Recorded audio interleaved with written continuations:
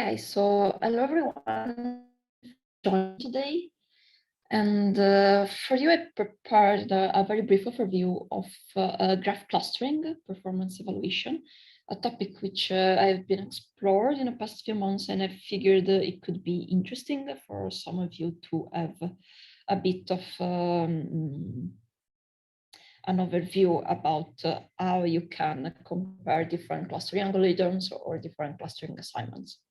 And of course, as you may know, since I am working mainly on graphs, I am focusing on graph clustering, but not too much, I promise. So first of all, the problem I am focusing on in my work is the one of graph clustering. That is the task of dividing the nodes in the graph into a number of groups according to some given criteria. And you have two main directions you can take here. On the one side, you can divide the nodes based on whether they are closely connected to each other or if they are at a long distance.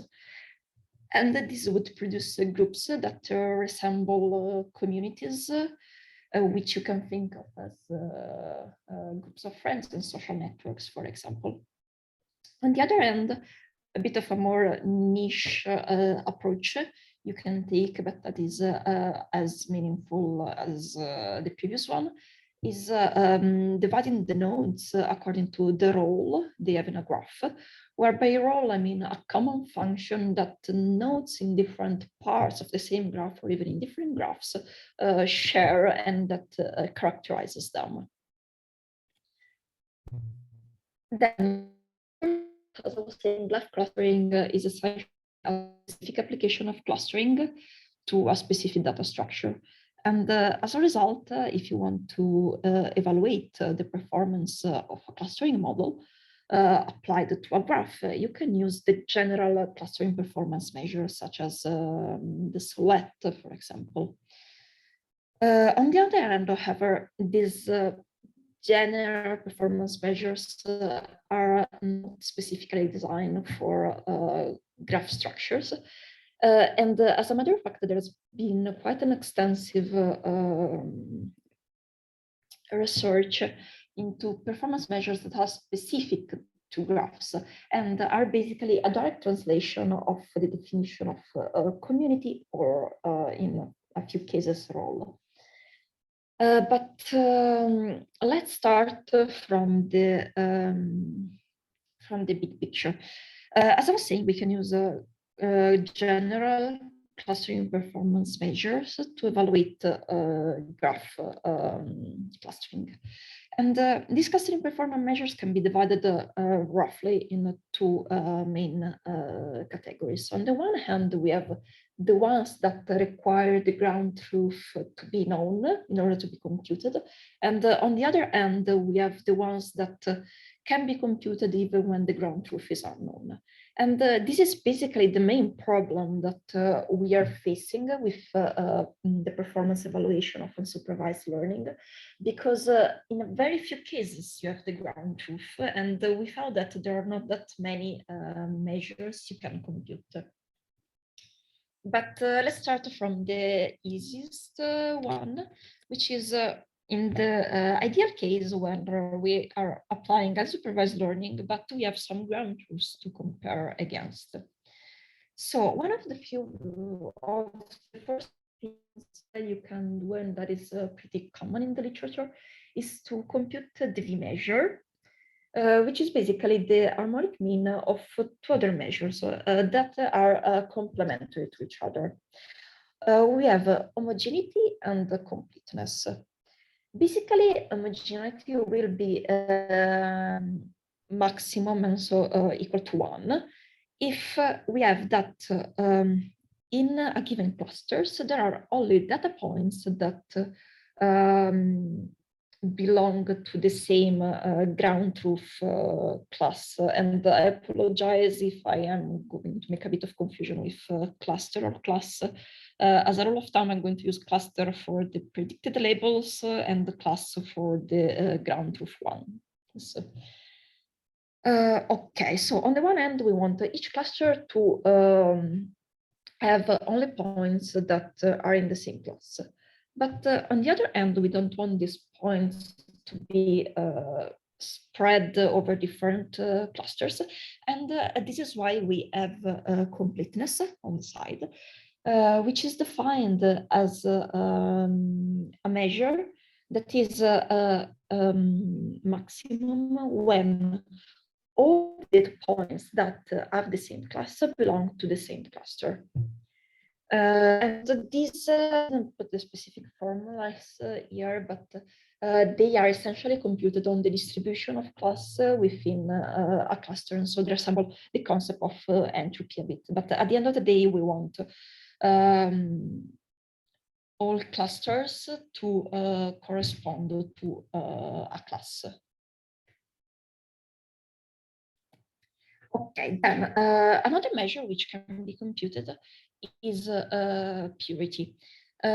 Essentially, what we are doing here is that we have some data points with some labels which we consider to be the ground truth and that are known, and we assign them to different groups. Then we take each group and we say this group corresponds to this class, where the class is that the majority of data points in that cluster have, and then we compute basically the percentage of correct assignments with this working hypothesis. The problem with purity is that you can get the maximum value, which is 1 in this case, if you assign each data point to a different cluster. And this is not exactly what we want. But at the same time, there is this implicit sensitivity to the cardinality of the cluster, which must be corrected for. But before going on, here is an example. So as you can see, we have different symbols that represent different classes. And then we have these data points that an unsupervised algorithm divided into 3 different clusters. We have that cluster number 1 is basically corresponding to class X if we are computing purity, cluster number 2 to the circles, and cluster number 3 to the diamonds. And then you can compute the purity as the ratio of correct assignments in this hypothesis divided by the number of overall assignments. But I was saying purity is not exactly the best because of its dependency on the number of clusters. And as a matter of fact, there are a few other options which are based on the idea of viewing the clustering assignments as a series of decisions that are basically, are these 2 points similar enough to be assigned to the same clusters, or they are so dissimilar that they should be divided into different clusters? So at the end of the day, you basically end up with something similar to what is done for classification. So you get a contingency matrix where here, when I write class, it's basically the ground truth, and the clusters are the predicted labels, basically. So you count how many data points that are in this class are assigned both to the same cluster, and you go on like this. So then, of course, the next logical step is to define a confusion matrix where we basically have, again, similar to classification, true positive, false negative, false positive, and true negative. And here, the idea is that a true positive, for example, is a pair of points that have the same ground truth labels and are assigned in the same cluster. While on the other hand, a true negative would be a pair of points that have different labels and, as a matter of fact, as assigned to different clusters. And those are the 2 cases we want. The other ones are some misclassifications. Once we have defined these four quantities, we can compute the rand index, which is basically the accuracy, let's say, that measures the percentage of correct decisions over all possible decisions. And note that this is nice also because it does ignore all eventual permutations of the labels, meaning that if a cluster is assigned in one run label 0 and in the next one label 1, it doesn't matter, we don't care about it. Then the rand index is kind of similar to the accuracy for classification. And as a matter of fact, then we can also compute the F-score. Why would we need to compute the F-score compared to the rand index? The main difference is that for the rand index, we give the same weight to false positive and false negatives, whereas in some cases you might want one to be more penalized than the other. And you can do this by computing the F-score with a beta greater than 1. As you can see in the formulas there. So as I was saying before, this is all very similar to classification, and the only extra step that is required is basically translating the clustering assignment to a series of decisions, whether to keep the two data points together or separate them in different groups. Okay, then the more difficult part is when we don't have ground truth libs, which is unfortunately the majority of cases. And here, unfortunately, there are not that many measures that you can compute. The only one which is kind of actually used in the literature is the silhouette score. And a number that takes into account two aspects of a cluster. First of all, we want the cluster to be dense, and so all the points to be close together. On the other end, we want the different clusters to be well separated from one another, and so to have quite a distance between them. So the silhouette score is basically taking into account both the radius of the dimension of the cluster, let's say in Euclidean space, and the distance between one cluster and the next nearest one. As I was saying, the silhouette we can compute when we don't have the ground truth labels, but at the same time, it's not the fastest one, and also it assumes that we are in a Euclidean space and that the clusters have a convex shape, whereas this is not always the case. But such is life, and apart from silhouette, there are not that many other measures in the general clustering performance evaluation that are worth mentioning. And I mean, silhouette is basically the only one that is used in the literature. But we're not talking about graph clustering. We have a specific application. We are considering graph clustering. And here again, a bit of an imbalance because we have quite a lot of scoring measures that are specifically designed for communities, while for roles there are basically none. It's very sad, let's say. But regarding community, we have this survey by Young and Leskovich that basically consider 13 scoring functions that are specifically designed based on the definition of community, and they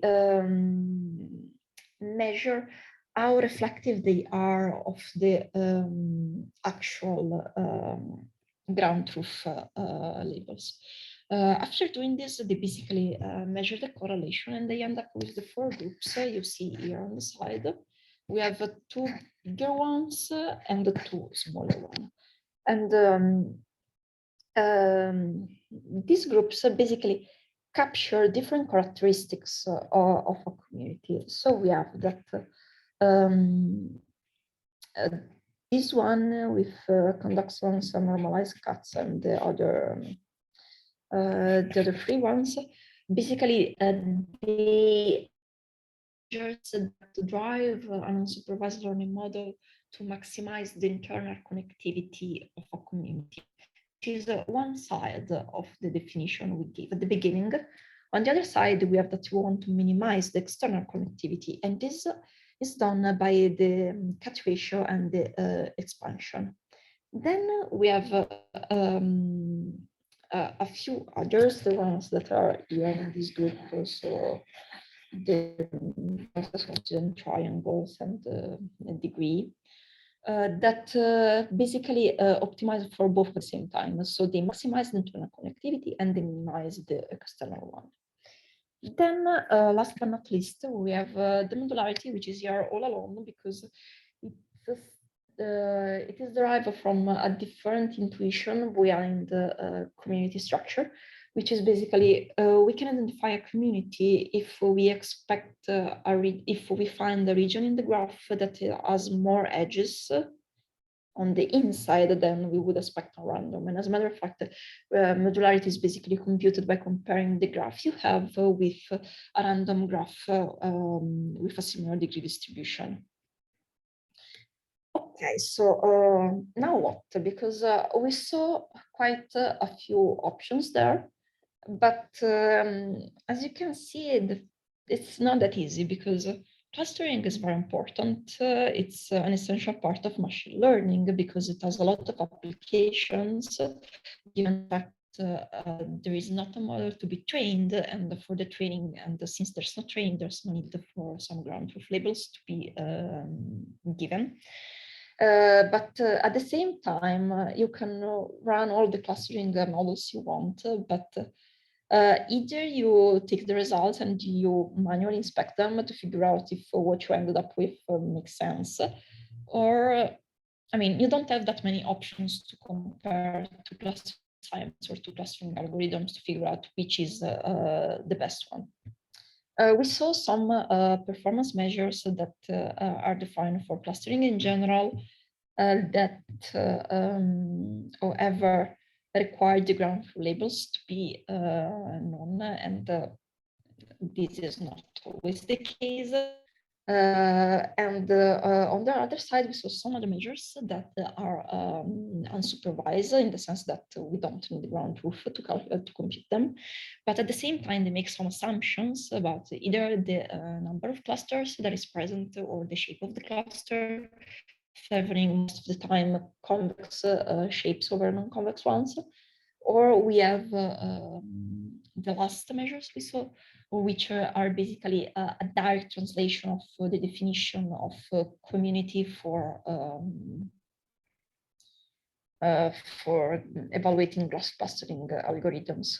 So as you can see, we have a lot of measures that are not exactly applicable because we lack the ground truth labels. Or on the other side, we have a very, very skewed distribution towards the community, which, I mean, of course, they receive far more attention, but there are other criteria which you could use. And in these cases, you don't really have that many options to evaluate whether what you're doing actually makes sense. So here are a few references, and yeah, that's it. Thank you very much for your attention. And if you have any questions, I would be happy to answer.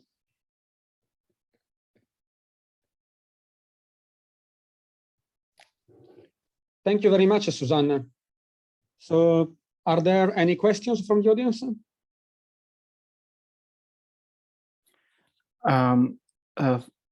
Thank you, Susanna, very much. Can you hear me? Yes, yes, go ahead. I was wondering, is there any of this, is there any effort at defining some differentiable metrics that you can produce gradient with, such as you can put into a gradient descent setup for optimization? I guess that is going more in the direction of supervised learning, which I didn't really take into account in my presentation. But I mean, you are more expert than me on the matter, but there are very a wide range of functions you can optimize with optimize for when training a supervised model. So I don't know if that's your question. I mean, because what I understood so far is that these metrics are more like accuracy for supervised learning. For unsupervised learning. Yes. Sorry, so are like more resembling the accuracy in the supervised learning, so they are accuracy for Yes. unsupervised learning. But I was wondering whether is there any proxy to this metrics that can be amendable to like a gradient descent or something like that. Oh, okay. I didn't get your question before. I guess so. I'm not really an expert on the matter, but I guess you can maximize for some measure of distance or something like that. Mm-hmm. And you can get a gradient from it, but I'm not 100% sure, if I have to be honest. Okay, understand. But that will be very interesting, I guess. Yeah, definitely. Thank you. That's all I had. Thanks to you.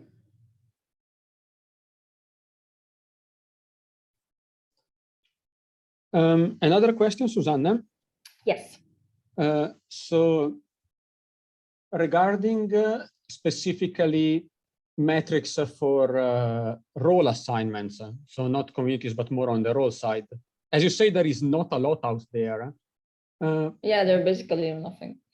Yeah. Have you seen anyone trying to, or do you think if it's possible to go back to the definition of what roles are? And there are different definitions about roles, but if you take the definition that, for example, nodes that have the same roles should have the same roles in their neighborhoods, then would it be possible to use that as a metric? So once you have computed roles and you don't have a ground truth, could you use this and say, okay, how much do my role assignments respect my definition of roles? So would that be one option to compute whether your role assignments are good or not?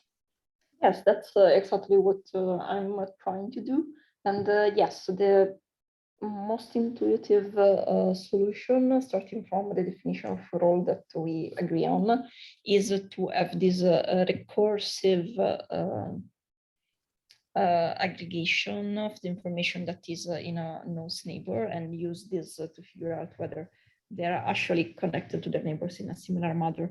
But there are other alternatives, because maybe you don't really have the exact same roles, so you have similar roles, but that have different labels. So you can maybe look at the structure of the graph only, without considering the predicted role assignment, or no, as I was saying, basically, you have two options as far as I'm concerned. Either you consider the labels that have been assigned, or you just operate on the structure of the graph.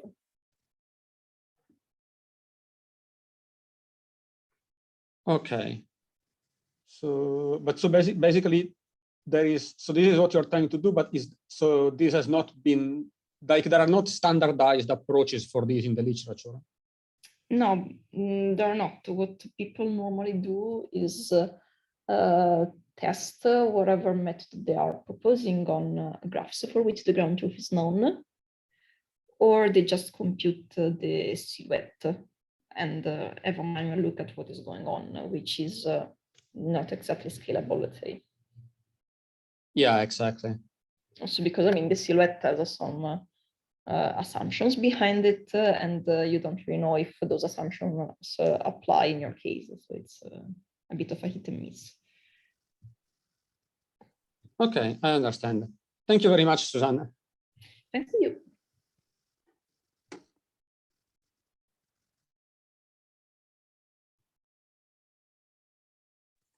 Are there any more questions?